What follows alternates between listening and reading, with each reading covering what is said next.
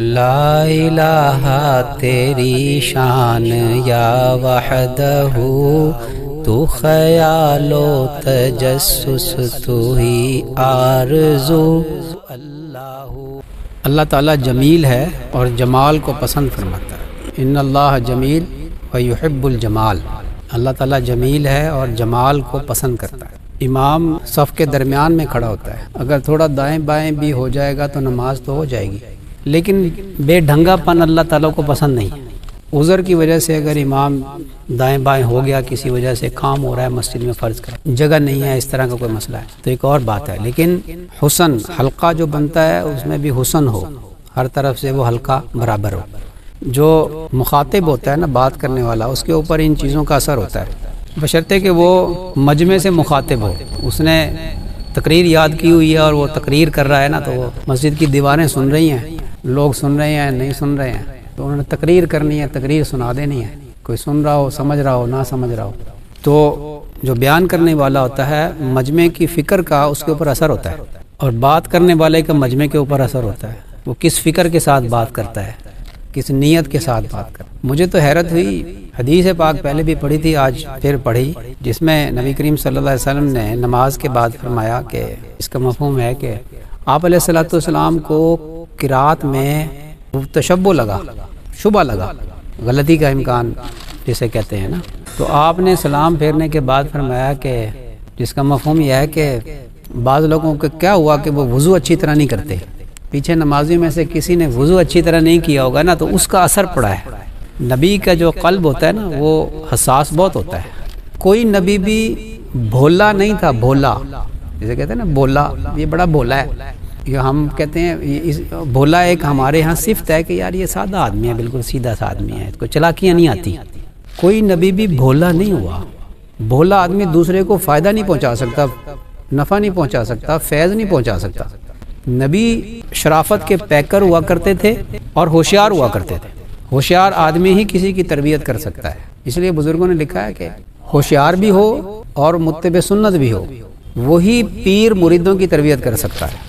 اس لیے فرمایا کہ جب پیر پکڑنا ہو نا تو دیکھ بھال کے پیر پکڑا کرو، کہ نرا وہ شرافت کا پیکر ہی نہ، وہ صرف بھولا بھالا ہے، جو مرضی اسے کہتے رہو، وہ سمجھے ہی نہ، اس کے سامنے جھوٹ بول دیا، اپنی کیفیت غلط بتا دی۔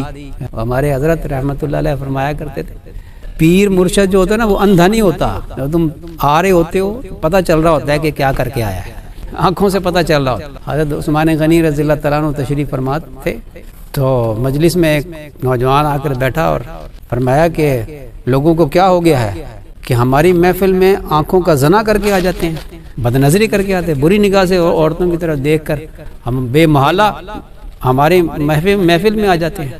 حضرت تھانوی رحمۃ اللہ نے لکھا ہے، اس لیے پیر جو ہے نا، وہ ہوشیار بھی ہو، متبع شریعت و سنت بھی ہو، سمجھدار بھی ہو، کہ وہ تمہاری کیفیت کو سمجھے بھی۔ علاج کرنا ہے نا، اس نے روحانی علاج کرنا ہے، کبھی آپریشن بھی کرنا پڑتا ہے۔ آپریشن یہ ہوتا ہے کہ کبھی ڈانٹ ڈپٹ کرنی پڑتی ہے۔ تو بات یہاں سے شروع ہو گئی تھی، بات اور طرف چلی گئی۔ اللہ تعالیٰ کو حسن پسند ہے، اور حسن جو ہے وہ یہ ہے کہ ہلکا بنا ہو، تو ہلکا بھی جو ہے وہ سیمیٹری ہو اس کے اندر۔ یہ نہیں ہے کہ ادھر سے لوگ آگے ادھر بیٹھتے جا رہے ہیں، ادھر بیٹھے کوئی نہیں، ادھر سے بیٹھتے، ہلکا ادھر سے بڑا ہو گیا، نہیں، ہر طرف سے۔ اس لیے ہمارے حضرت شیخ وجود الدین صاحب رحمۃ اللہ علیہ وہ اس کا بڑا اہتمام فرماتے تھے کہ جو کوئی بھی آئے وہ یہ پہلے دیکھے کہ مجمع میں کون سی جگہ خالی ہے، وہاں بیٹھنا چاہیے۔ اس کھوپڑی کے اندر دماغ ہے نا، اس کو ذرا سینٹر میں رکھنا چاہیے۔ تو ہم بڑا اہتمام اس کا کرتے تھے، ہم جو ہی حال میں داخل ہوتے مجمع پہ ایک نظر ڈالتے، کہاں مجھے بیٹھنا ہے، کہاں جگہ خالی ہے، وہاں جا کر بیٹھتے تھے۔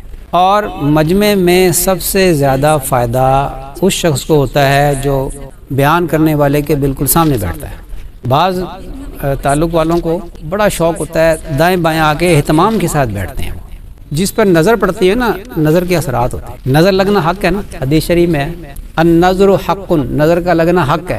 اب اچھا، اس حدیث کے اندر نظر بد کا لفظ تو نہیں ہے نا، نظر کا لگنا حق ہے، لیکن جو بھی اس کی تشریح کرتے ہیں نا، تشریح کرنے والے، وہ اس کو نظر بد کی طرف لے جاتے ہیں۔ نظر جو ہے وہ حدیث وہ کیوں لے جاتے ہیں کہ دوسری احادیث میں ہے کہ نظر انسان کو قبر میں اور اونٹ کو ہڈیوں میں پہنچا دیتی ہے۔ یہاں اس سے مراد نظر بد ہے۔ ایک تابعی تھے، سفر میں تھے، حج کا سفر تھا، تو کسی نے کہا کہ اس علاقے میں نا یا اس قافلے کے اندر ایک شخص ایسا ہے کہ وہ اونٹ کو نظر لگا دیتا ہے اور اونٹ تڑپنے لگتا ہے اور اسی وقت مر جاتا ہے اونٹ، اس سے بچائیے گا اپنے آپ کو۔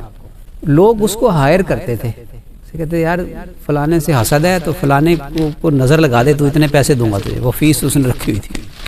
تو وہ کسی حاسد نے کہا کہ یہ امیر صاحب کی اونٹ کو نا ذرا نظر لگاؤ۔ انہوں نے فرمایا کہ اچھا میرے سامنے آئے نا، ذرا مجھے بتانا کون ہے۔ یہ کہیں کام سے گئے ہوئے تھے، تو اس نے موقع دیکھ کر اس پر نظر ڈالی اور اونٹ جو ہے وہ تڑپنے لگا۔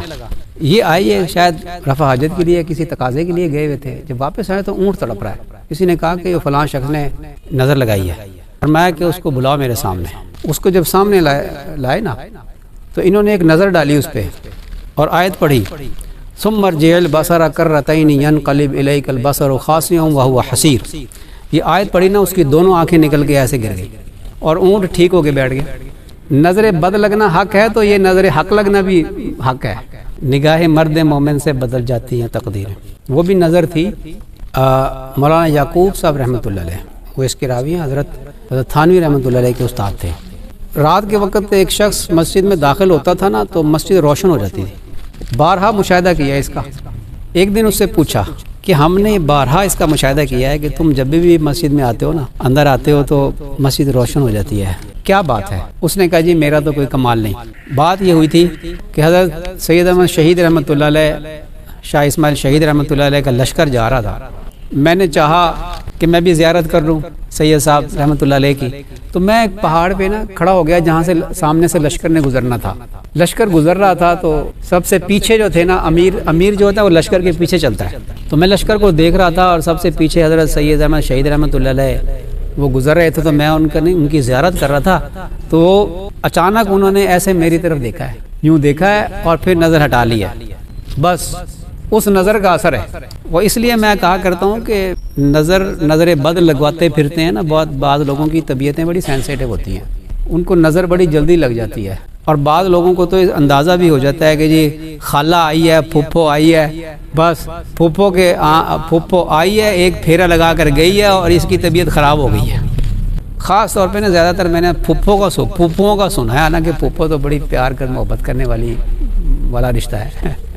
جس کا پتہ چل جائے نا کہ نظر کس کی لگی ہے، اس کو بھی حکم دیا نبی کریم صلی اللہ علیہ وسلم نے کہ جب تمہیں کہا جائے کہ فلانے کے لیے تم غسل کر دیا کرو یا وضو کر دیا کرو تو وضو کر دیا کرو۔ کیا مطلب ہے؟ جس کی نظر لگی ہے اسے وضو کروائیں یا غسل کروائیں اور وہ پانی ٹب میں لے لیں، اور وہ پانی مستعمل پانی جو اس کے جسم کے اوپر سے پھرا ہے وہ جس کو نظر لگی ہے اس کے اوپر ڈال دیں، نظر اتر جائے گی۔ اس لیے جس کی نظر لگی ہے اس کو دو تاکیدیں ہیں۔ ایک تاکید تو یہ ہے کہ ماشاءاللہ کہو۔ اب اگر نظر لگ گئی ہے تو دوسرا حکم یہ ہے کہ تمہیں اگر غسل کرنے کا کہا جائے یا وضو کرنے کے لیے کہا جائے تو اس کے لیے کر دیا کرو جس کو نظر لگی ہے۔ اس کا تو یہ علاج بیان کیا۔ تو نظر بہت لگواتے ہیں، نظر لگی۔ یہ جو بڑے خیر خواہ ہوتے ہیں، حکیم لوگ جو ہوتے ہیں نا، یہ بڑے خیر خواہ ہوتے ہیں، اکثر باشرہ بھی ہوتے ہیں، اور وہ تہجد میں دعائیں بھی اپنے مریضوں کے لیے کرتے ہیں۔ ڈاکٹروں کو نظر نہیں لگتی، حکیموں کو بڑی نظر لگتی ہے۔ اس میں بھی کوئی ہوگی حکمت۔ یہ خیر خواہ ہوتے ہیں، اور ڈاکٹر جو ہے نا وہ مریض کو ہی لگ جائے گی ڈاکٹر کی نظر، ٹیسٹ کرواتا پھرے گا اور سمجھ ہی کوئی نہیں آئے گی کہ ہے کیا۔ ڈاکٹر کی فیس کھری ہوتی رہے گی، نیت نہیں ٹھیک ہوتی ان کی، تو ان کو کیا نظر لگی؟ نہیں، ان کو تو اپنی نظر لگی ہوئی ہے۔ تو جس کو یہ ہو کہ مجھے نظر لگ جاتی ہے، اس کو چاہیے کہ وہ صبح شام یہ سورہ ملک کی یہ آیت جو میں نے پڑھی، ثم ارجع البصر کرتین ینقلب الیک البصر خاسئا وهو حسیر، یہ پڑھتا رہا کرے۔ اور جس وقت شک ہو کہ نظر ابھی مجھے لگ گئی ہے اسی وقت ہی پڑھ لے۔ تو نظر بد لگواتے رہتے ہیں اور اچھی نظر نہیں لگواتے، وہاں شیطان روکتا ہے وہاں جانے سے۔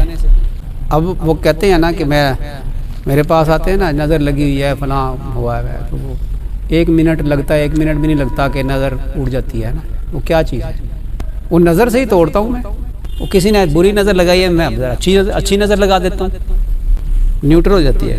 کیوں جی؟ سمجھ میں آ رہی؟ اب نظر لگنا، بری نظر لگنے سے بندہ بیمار ہو جاتا ہے، اچھی نظر لگنے سے بندہ صحت یاب ہو جاتا ہے۔ بیماری ایک جسمانی ہوتی ہے، ایک روحانی ہوتی ہے۔ نظر لگنے سے انسان جسمانی بیمار بھی ہوتا ہے، اور اچھی نظر لگنے سے جسمانی مرض بھی ٹھیک ہو جاتا ہے، اور نظر بد لگنے سے بعض اوقات انسان روحانی اعتبار سے بھی متاثر ہوتا ہے۔ اس کا علاج بھی یہی ہے کہ انسان اچھی نظر لگوا کے، اللہ نے اپنے پیارے نبی صلی اللہ علیہ وسلم کو حکم دیا وَلَا تَعْدُ عَيْنَاكَ عَنْهُمْ تُرِيدُ زِينَةَ الْحَيَاةِ الدُّنْيَا۔ صحابہ کرام کی روحانیت کو، خاص طور پہ وہ درویش صحابہ کرام، بکھرے بالوں والے، خشک کھالوں والے، صبح شام اللہ کو پکارنے والے، ان کے بارے میں فرمایا اللہ نے حکم دیا کہ آپ اپنے آپ کو ایسے لوگوں کے ساتھ بیٹھنے کا پابند کیجیے، اور آپ کی نظریں ان سے ہٹنے نہ پائیں۔